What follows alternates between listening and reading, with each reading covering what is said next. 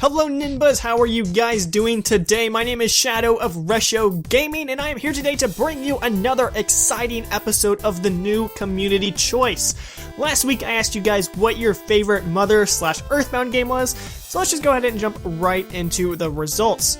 Coming in at number 3 with only 3% of the votes, kind of ironically, is Mother 1, or Earthbound Beginnings. Mother 1 was finally released outside of Japan this year. Personally, I wouldn't say it's as good as the others in the series, but it's not a bad game at all. It kind of sets up the gameplay aspect of the rest of the Mother games, and it is kind of a nice starting point to the entire series. The whole story behind Earthbound Beginnings, or Mother 1, is that you are playing a young boy called Ninten. I wonder what that's a reference to. And he's trying to save the world from mind-controlling aliens. And to do that, he has to go to a lot of unusual settings and meet a lot of different people, until eventually he meets the leader of the aliens and tries to kill him.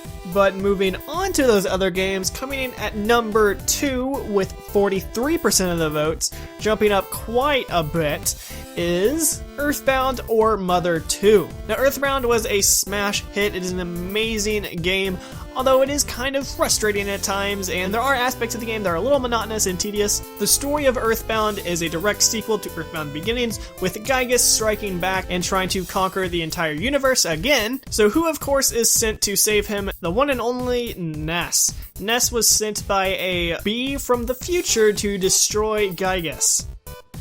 Apparently bees are really powerful creatures in the future. But Ness goes on a journey, finds a few friends, goes to different towns, and he tries to collect songs in his soundstone to be able to reach and defeat Gygus. Gameplay wise, it is a lot like the first game, except it expounds on a lot of different aspects, and it kind of fine-tunes the details in the first game that maybe weren't as great.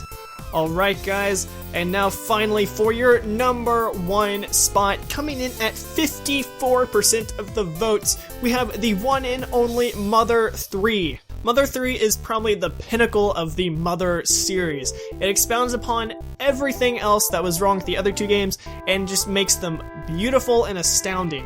The graphics of Mother 3 look a lot better. I kind of like it more than the 2D pixelated style of the other two games, and it's just a little bit more appealing to the eye. Story-wise though, Mother 3 takes place in the far future of the Mother series, and it focuses around Lucas and his family members trying to defeat the evil pig math army. Of course, the evil army is run by Pokey, who is a quite annoyance in the second game as well as the third game.